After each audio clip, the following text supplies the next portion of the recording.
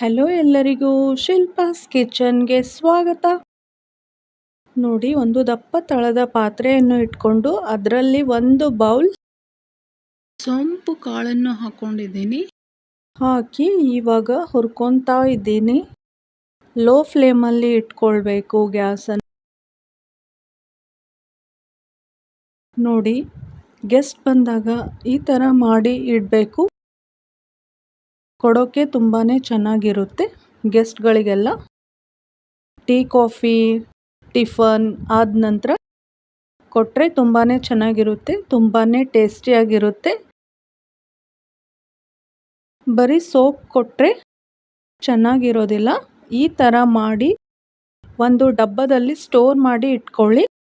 ಯಾರಾದರೂ ಮನೆಗೆ ಗೆಸ್ಟ್ ಬಂದಾಗ ಕೊಡೋಕ್ಕೆ ಚೆನ್ನಾಗಿರುತ್ತೆ.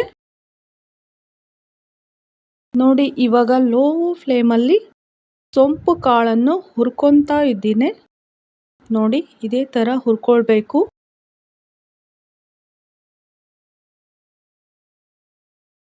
ಸ್ವಲ್ಪ ಗೋಲ್ಡನ್ ಬ್ರೌನ್ ಕಲರ್ ಆಗೋ ತನಕ ಹುರ್ಕೊಳ್ಬೇಕು ಚೆನ್ನಾಗಿ. ಎಲ್ಲ ವೀಕ್ಷಕರೇ ನನ್ನ ಚಾನಲ್ನ ಸಬ್ಸ್ಕ್ರೈಬ್ ಮಾಡಿ.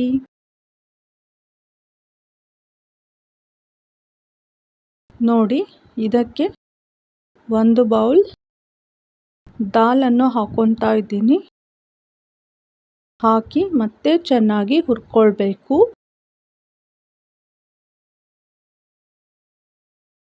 ತುಂಬಾ ಚೆನ್ನಾಗಿರುತ್ತೆ, ತುಂಬ ಟೇಸ್ಟಿಯಾಗಿರುತ್ತೆ.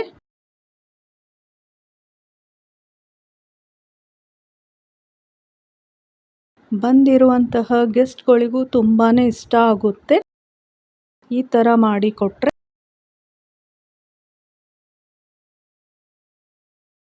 ಯಾವುದಾದ್ರೂ ಫಂಕ್ಷನಲ್ಲೂ ಈ ಥರ ಮಾಡಿ ಇಡ್ಬೋದು, ತುಂಬಾ ಚೆನ್ನಾಗಿರುತ್ತೆ. ನೋಡಿ, ಇವಾಗ ನಾನು ಲೋ ಫ್ಲೇಮಲ್ಲಿ ಮತ್ತೆ ಚೆನ್ನಾಗಿ ಹುರ್ಕೊತಾ ಇದ್ದೇನೆ.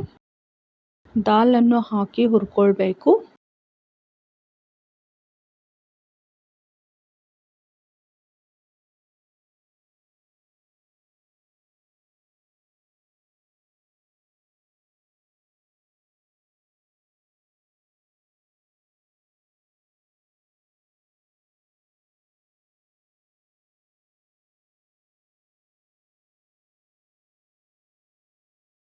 ನಂತರ ನೋಡಿ, ಇವಾಗ ಒಂದು ಮಿಕ್ಸಿ ಜಾರನ್ನು ತಗೊಂಡು ಅದರಲ್ಲಿ ಒಂದು ಬೌಲ್ ಒಣ ಕೊಬ್ಬರಿಯನ್ನು ಕಟ್ ಮಾಡಿ ಇಟ್ಟಿರುವಂತಹ ಒಣ ಕೊಬ್ಬರಿಯನ್ನು ಹಾಕಿ ಮಿಕ್ಸರ್ ಮಾಡಿಕೊಳ್ಬೇಕು. ಇವಾಗ ನೋಡಿ ಆಗಿದೆ.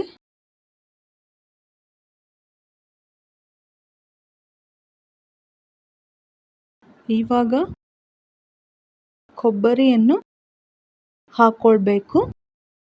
ಒಂದು ಬೌಲ್ ಕೊಬ್ಬರಿ ಪುಡಿಯನ್ನು ಹಾಕ್ತಾ ಇದ್ದೀನಿ. ನೋಡಿ, ದಾಲು ಮತ್ತು ಸೊಂಪು ಕಾಳು, ಕೊಬ್ಬರಿ ಪುಡಿ ಎಲ್ಲವೂ ಸಮ ಪ್ರಮಾಣದಲ್ಲೇ ಹಾಕ್ಕೊಳ್ಬೇಕು.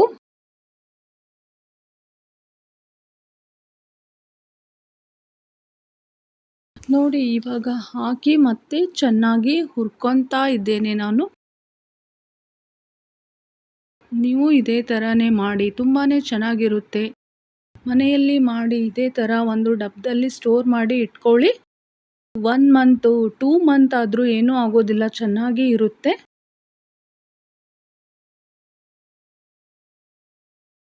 ನಂತರ ನೋಡಿ, ಇದಕ್ಕೆ ಒಂದು ಸ್ವಲ್ಪ ನೀರು ತಗೊಂಡು ನೀರಲ್ಲಿ ಒಂದು ಸ್ವಲ್ಪನೇ ಉಪ್ಪನ್ನು ಹಾಕಿ ಚೆನ್ನಾಗಿ ಮಿಕ್ಸ್ ಮಾಡಿಕೊಳ್ಬೇಕು. ಮಿಕ್ಸ್ ಮಾಡಿ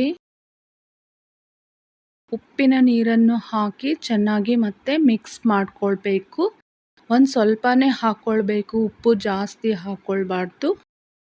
ಇವಾಗ ಮತ್ತೆ ಚೆನ್ನಾಗಿ ಮಿಕ್ಸ್ ಮಾಡಿಕೊಳ್ಬೇಕು.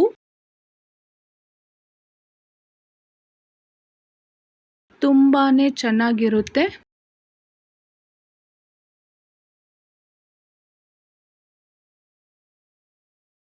ತುಂಬಾ ಸಿಂಪಲ್ ಆಗಿದೆ, ತುಂಬಾ ಈಸಿ ಆಗಿದೆ.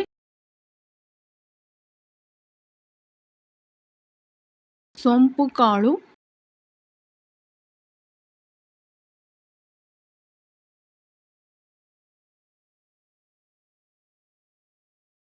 ನೋಡಿ ಇವಾಗ ಹುರಿಯೋದು ಆಗಿದೆ. ನೀವು ಇದೇ ಥರ ಮನೆಯಲ್ಲಿ ಮಾಡಿ ನೀವು ತಿನ್ನಿ, ಗೆಸ್ಟ್ಗಳಿಗೂ ತಿನ್ನಿಸಿ, ಹೇಗಿದೆ ಅಂತ ನನಗೆ ಕಮೆಂಟ್ ಮೂಲಕ ತಿಳಿಸಿ.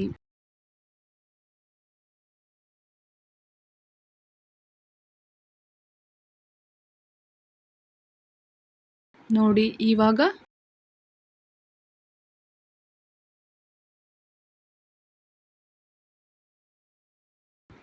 ನೋಡಿ ರೆಡಿಯಾಗಿದೆ. Thank you all for watching.